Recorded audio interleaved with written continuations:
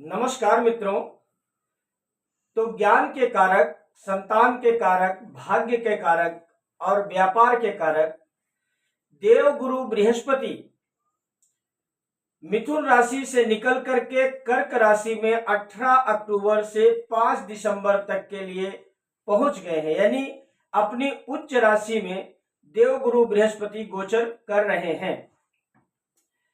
गुरु जो है वो संतान, संपत्ति, सौभाग्य, ज्ञान, इसके जो है कारक है, विवाह के कारक है। तो देव गुरु बृहस्पति जब अपनी राशि बदलते हैं तो निश्चित तौर से हमारे जीवन में कोई न कोई उसका असर अवश्य दिखता है, क्योंकि गुरु 12 साल के बाद एक बार उस राशि पर आते हैं जहां पे वो गोचर कर रहे हैं। अब अगर यहां से गुरु निकले तो कर्क राशि, मिथुन राशि में फिर 12 साल के बाद ही, हालांकि अभी कर्क राशि में सिर्फ 18 से लेकर 18 अक्टूबर से 5 दिसंबर के लिए ही है, वापस मिथुन राशि में ही आएंगे, लेकिन 12 साल के बाद गुरु का गोचर एक राशि में जाता है। इस समय गुरु के गोचर का क्या परिणाम 12 राशियों के ऊपर पड़ेगा, इसको आपको हम संक्षेप में बताना चाहते हैं। तो सबसे पहले मेष राशि, मेष राशि के चौथे घर यानी कि सुख स्थान में गुरु गोचर करने जा रहे हैं और गुरु अपने उच्च राशि में है। काल पुरुष के कुंडली में भी गुरु चौथे घर में अपने आप को बहुत मजबूत मानते हैं और बहुत अच्छा मानते हैं।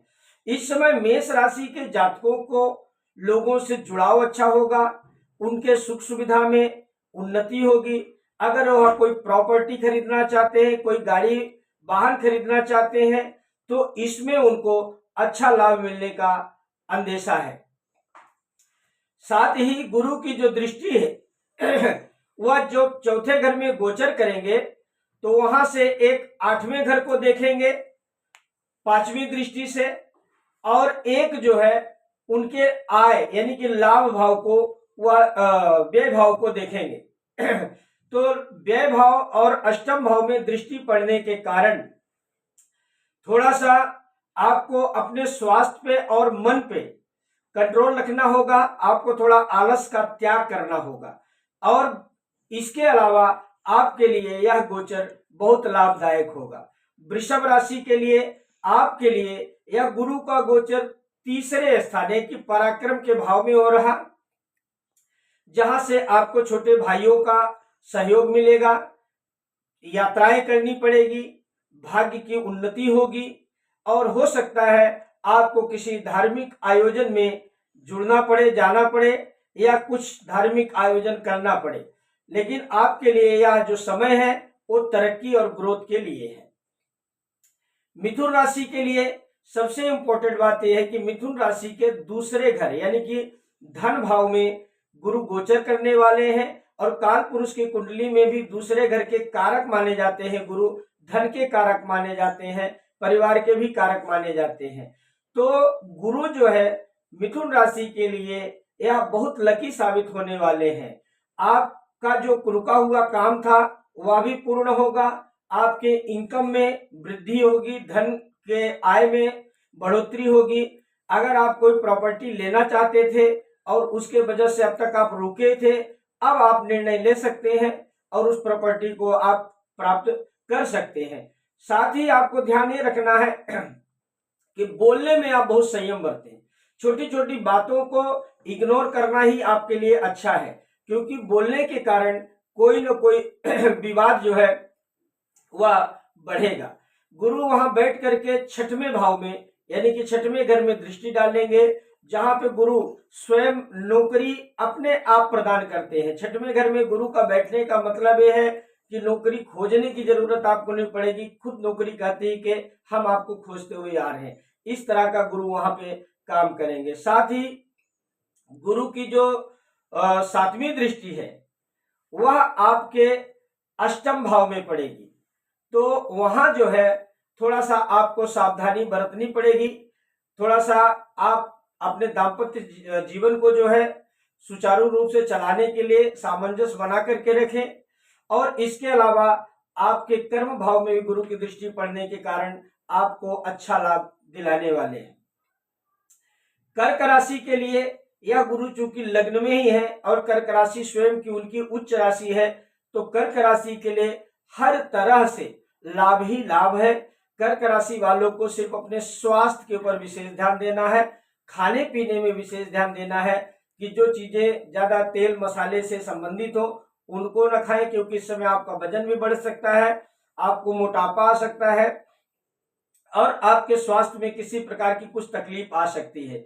रही बात इनकम और कार्य के आपके व्यवसाय की, तो आप व्यवसाय से जुड़े हो, नौकरी से जुड़े हो या जिस भी क्षेत्र से जुड़े हो, हर क्षेत्र में आपको गुरु जो है लाभ देने वाले हैं।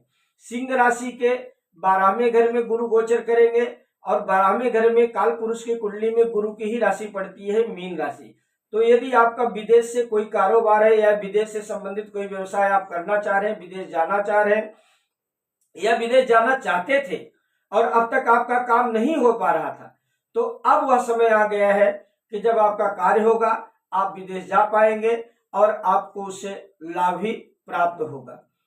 कन्या राशि के लिए एकादश यानी कि इच्छा पूर्ति स्थान, लाभ स्थान में गुरु का गोचर होने जा रहा, तो आपकी इच्छा पूर्ति तो होगी ही, साथ में आपकी संतान को लाभ मिलेगा। संतान की प्राप्ति वाले जो लोग हैं उनको भी कार्य सिद्धि के सहयोग प्राप्त होंगे। यदि आप शिक्षा से जुड़े हुए हैं, कोई परीक्षा इत्यादि देना चाहते हैं, तो उसमें भी आपको अच्छी सफलता मिलने के सहयोग दिख रहे हैं। तुला राशि के जातकों के लिए गुरु जो है दसम भाव में, कर्म भाव में गोचर करेंगे और कर्म भाव में, दसम भाव में काल पुरुष की कुंडली में गुरु नीच राशि के माने जाते हैं, लेकिन चूंकि केंद्र में होने के कारण वहां पे गुरु फायदा ही करेंगे। तो कन्या तुला राशि के लिए भी जो है आपको व्यवसाय में उन्नति, नए लोगों से जुड़ाव और इसके साथ साथ आपको नौकरी से संबंधित यदि आपका कोई काम रुका हुआ था तो वह निश्चित प्राप्त होगा। परिवार में यदि कोई मतभेद था तो वह भी दूर होने के संकेत हैं। वृश्चिक राशि के नवम भाव यानी कि भाग्य भाव में गुरु, जहां पे काल पुरुष की कुंडली में गुरु की ही नवमी राशि पड़ती है, वहां पे गोचर कर रहे हैं, तो आपका भाग्य आपका साथ देगा। आपको मांगलिक यानी कि धार्मिक यात्राएं भी करनी पड़ सकती हैं और लंबी भी यात्राओं के भी योग बन सकते हैं। आपका भाग्योदय इस समय आपका साथ देगा और आपको मन चाहा लाभ उससे प्राप्त होगा। इसके अलावा धनु राशि के लिए अष्टम भाव में गुरु गोचर करेंगे। धनु राशि के लोगों को थोड़ा सा सावधान रहना पड़ेगा, स्वास्थ्य को लेकर के भी, अपने ससुराल से रिश्ता ना बिगाड़े और साथ में जो है खर्च आप बहुत सोच समझ करके करें, क्योंकि खर्च के कारण हो सकता है आपको कुछ परेशानियों का सामना भी करना पड़े। और घरेलू जो माहौल है उसको आप सुधार करके रखने का प्रयास करें। मकर राशि के लिए 7वें घर में गुरु गोचर करेंगे, तो जो विवाह के इच्छुक है, जिनका विवाह नहीं जम रहा था, उनके इस विवाह के कार्य में सफलता मिलेगी। और साथ में भाग्योदय, भाग्य भाव में गुरु की दृष्टि पड़ने के कारण आपको जो है आपके मन चाहे भाग्य का साथ मिलेगा और आपके रुके हुए जो काम थे, खास करके आर्थिक क्षेत्र से जो फंसे हुए काम थे, जो अब तक आपका कुछ पैसा फंसा हुआ था जो नहीं आ पा रहा था, वह आने का अब रास्ता खुलने का समय आ गया है। कुंभ राशि के 6वें भाव में है, तो आपको नौकरी से संबंधित कोई समस्या नहीं रहेगी, क्योंकि नौकरी यदि आप तक आपको नहीं मिली थी वह मिलने के आसार तो हैं, लेकिन आपको खास करके बिन बुलाए शत्रुओं को निमंत्रण नहीं देना चाहिए। इस समय आप ऐसा कुछ ना बोलें जिसके कारण आपको विवाद का सामना करना पड़े और खाने पीने में विशेष ध्यान दें, क्योंकि इस समय आपको थोड़ा सा कमर से लेकर के नीचे के भाग में कुछ तकलीफ के आसार दिख रहे हैं कि कुछ हो सकते हैं। और मीन राशि के लिए गुरु 5वें भाव में गोचर कर रहे हैं और काल पुरुष की कुंडली में 5वें भाव के कारक भी गुरु ही माने जाते हैं। तो आपकी संतान के लिए भी और आपके लिए भी, दोनों के लिए बेहद लाभदायक होगा। आपको पेट से संबंधित कुछ समस्याओं का सामना जरूर करना पड़ सकता है और यदि आप एजुकेशन क्षेत्र से जुड़े हुए हैं तो आपको परीक्षाओं में सफलता के आसार जरूर हैं, अच्छी सफलता मिलने के योग है। तो दोस्तों ये जो गुरु का गोचर है यह हमारे जीवन में निश्चित तौर से कोई ना कोई अच्छा ही प्रभाव डालता है, क्योंकि ग्रहों में सबसे शुभ ग्रह जो है वह गुरु को ही माना गया है। अब गुरु के राशि परिवर्तन का मतलब है कि हमारे जीवन में सौभाग्य की वृद्धि होना, संतान की वृद्धि होना, धन की वृद्धि होना और स्वास्थ्य की वृद्धि होना।